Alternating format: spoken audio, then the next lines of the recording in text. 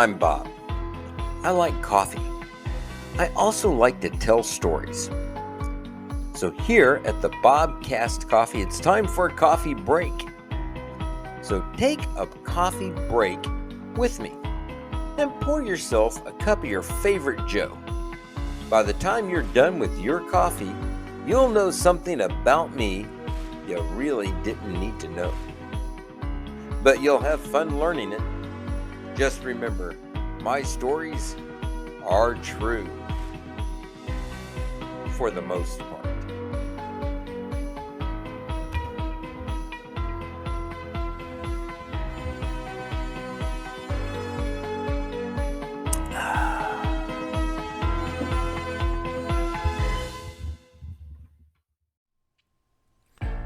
This episode is brought to you by Scars and Stripes Coffee. Reynolds Revival, the producers of Bobcast Coffee, have teamed up with Scars and Stripes to bring you one of the best cups of coffee you will ever taste. Lovingly brewed here in the great state of Oklahoma and shipped straight to your taste buds. Scars and Stripes Coffee is all about veterans helping veterans. Unlike other companies who say that part of their proceeds go to helping veterans, with Scars and Stripes, you can look directly into the eyes of the person selling you your coffee and get to know the vet that's being supported by your purchase. To find out more about the company, the mission, or just to buy the greatest coffee ever, go to www.ss.coffee/Reynolds. That's www.ss.coffee/REYNOLDS. Today I am enjoying a cup of Scars and Stripes coffee out of, it's out of a coffee mug. The truth is, I don't know where this coffee cup came from. It's been in my life as long as I can remember my wife. So I'm going to say it probably came into the marriage with her. I believe there was a set at one time of 4 of these. I can only remember 2 now. But you want to know something?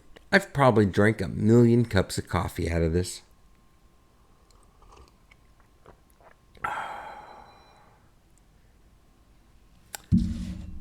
Coffee cups. Why we hang on to them, why we keep them around, don't know. But I love coffee. And episode 32 is all about coffee. So, why is Bobcast Coffee in existence? Well, it's because of the love of coffee. Coffee is not just a drink. It's a force for life. It is the fuel that keeps your motor running. It is also what keeps people that are around Bob safe and alive. The history of coffee in my life goes back to 5th grade. I'm pretty sure 5th grade. In beautiful Yukon, Oklahoma. So it's going to be around 73, 74. And that would put me around 10 or 11 years old. And just a joy to be around. So imagine, let's say 10-year-old Bob with a very heavy case of ADHD and a yet undiscovered case of dyslexia. What a fabulous time it must have been to try to teach, work, and live around me. Well, early in the 70s, ADD and ADHD was something doctors were trying to figure out. Treatment before this time was simple and quite violent. It was a violent beating until morale and behavior improved. Now, from the early 70s and on, Ritalin was really taking on, and This was the choice that many parents took. It was like Ritalin was a miracle. And it was a cure my mom wasn't so sure about. So she took a different approach. Now, I don't know where she got the idea. So, I mean, she just started doing this, and all I remember is what happened. Now, I do remember every morning in the 5th grade, I would go to Central Elementary with my mom, who also taught. She taught 1st, 2nd, and 3rd grades there. And I would help her set up her room.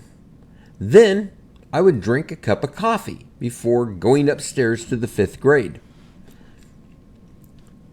The theory was to wire Bob up so much that my body would be forced to produce the right chemicals to balance me out.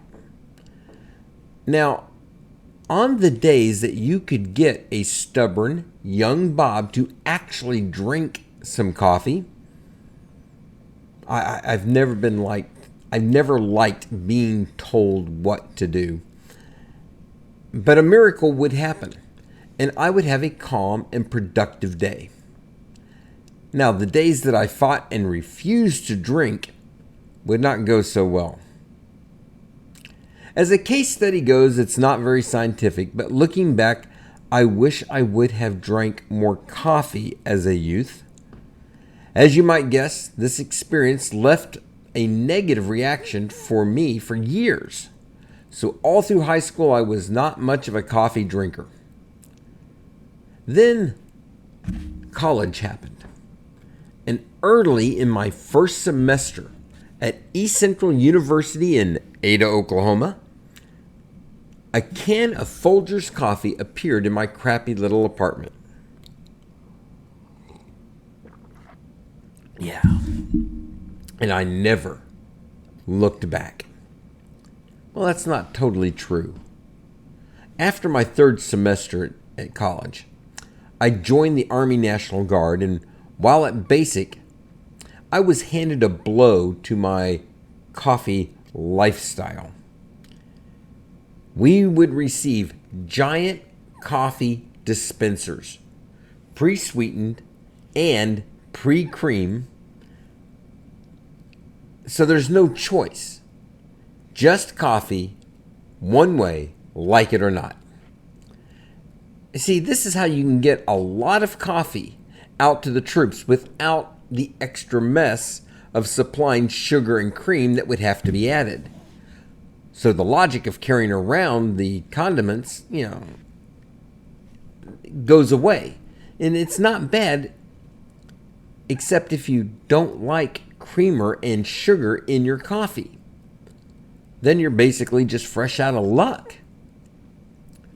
We did get tiny little single-serve packets of Sanka in our C rations box. Luckily, in the early 80s, when I was in basic, they were still trying to burn out the last of the C rations so that they could bring in the new MREs. And basic trainees were perfect for eating up old C rations. I'll tell you more stories about that later. But you did get a package of Sanka in your C rations box. So now, if you can score some hot water, you could make a really crappy cup of coffee. I could never find hot water, so I tried making my coffee with cold water, but that was a fad that would not become real popular for about another 20 years. I would take my Sanka and I would take a pinch and put it between my cheek and gum, and I would dip my coffee. Now, it's not that I liked my coffee that way. I just gave up trying to get a hot cup of black coffee. When I got back to college at ECU, I got back to my coffee maker and hot black coffee. And that can of Folgers. But something had changed for me, and it was not for the better. See, for years through high school, I had used non-recreational drugs in place of a good cup of coffee. The problem is that your body gets accustomed to any form of non-recreational stimulant, and it takes more and more to give you the same level of stimulation. Coffee, on the other hand, is good, tasty, and is much harder to get into legal trouble for.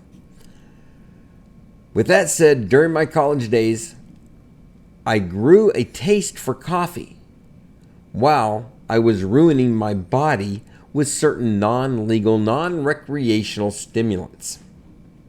So over the next few years, I would push my body's chemistry so hard that I created permanent damage in me. A doctor once tried to explain to me this way: your body chemistry is supposed to be in balance. You get too much stimulant in your body, and your body would counter to bring it back down. That's the coffee theory my mom was using back on a 10-year-old Bob. Too much depressant in your body, and your body would react to bring you back up. I had pushed so hard with stimulants that there was very little reaction now from my body, since overstimulated was now normal.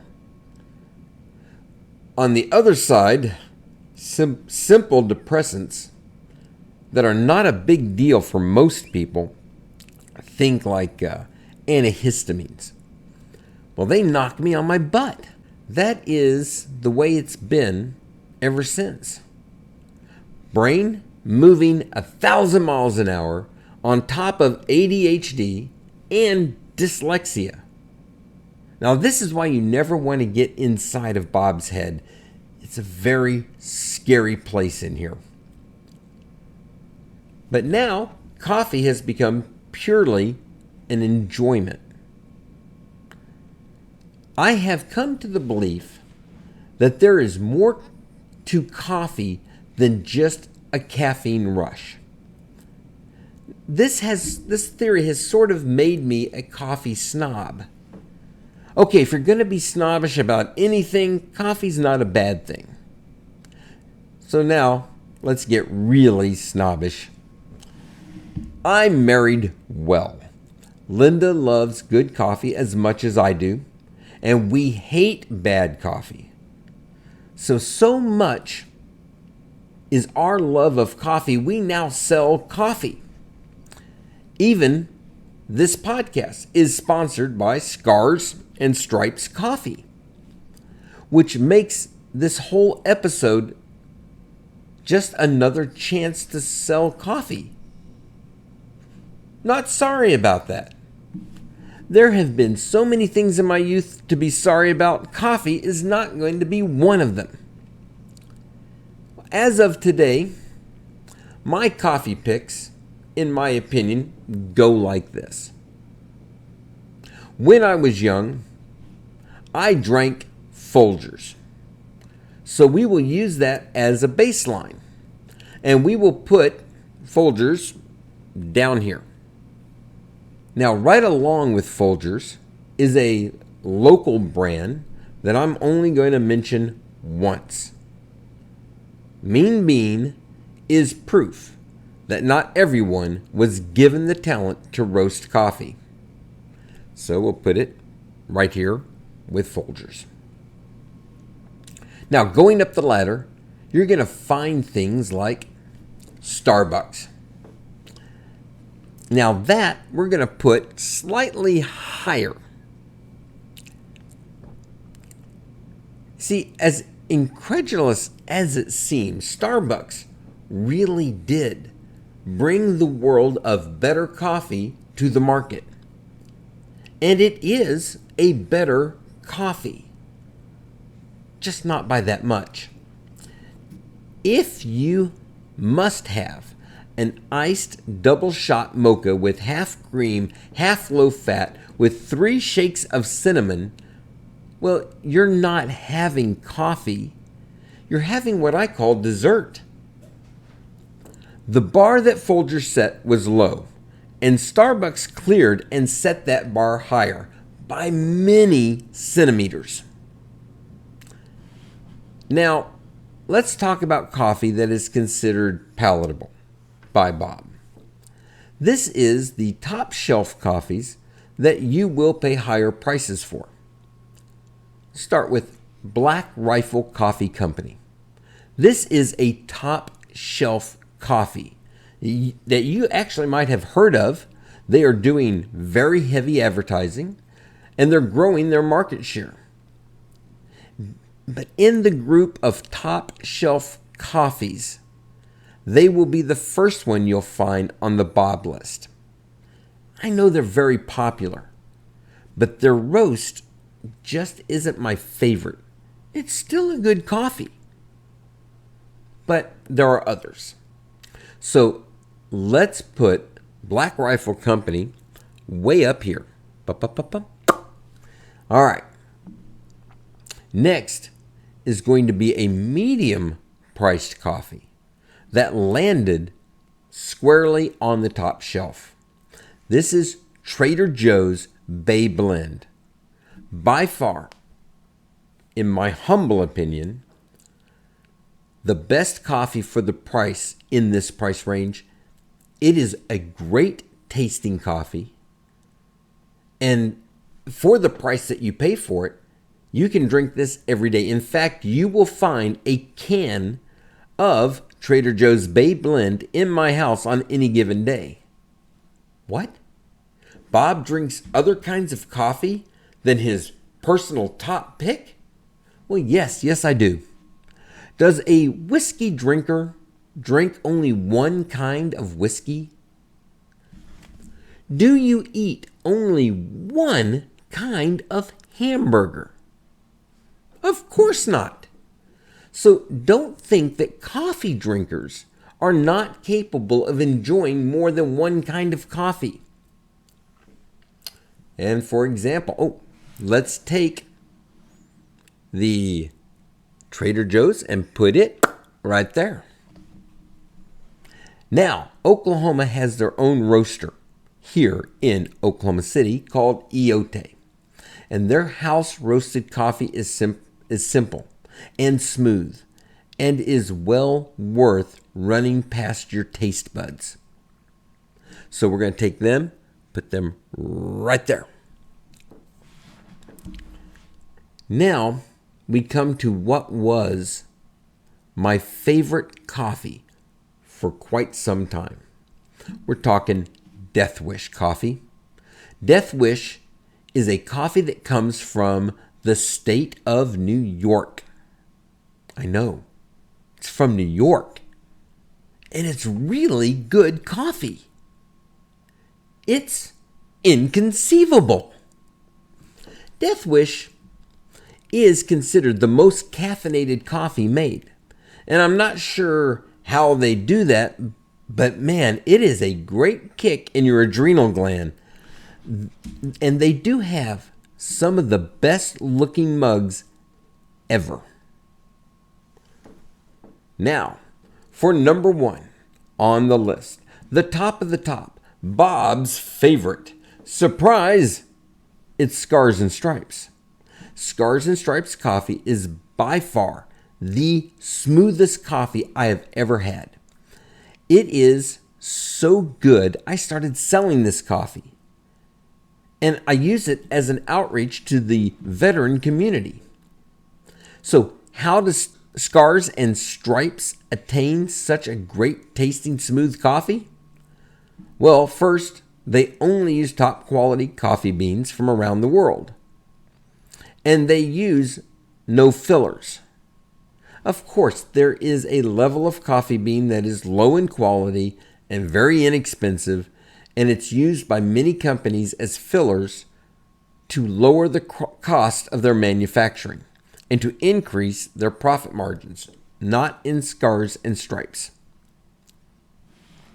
Second, they use Eyote coffee they use their roaster. They are a roaster here in Oklahoma. They use them to make our coffee.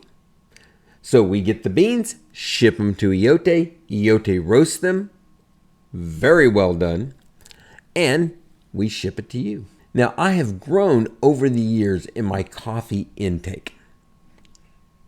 And I don't want to waste my time drinking something that does not taste like a slice of heaven.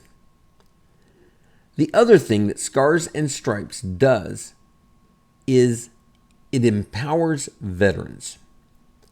Well, how do they do that, you might ask? Well, many coffee companies say they support veterans, and parts of their proceeds go to veteran causes.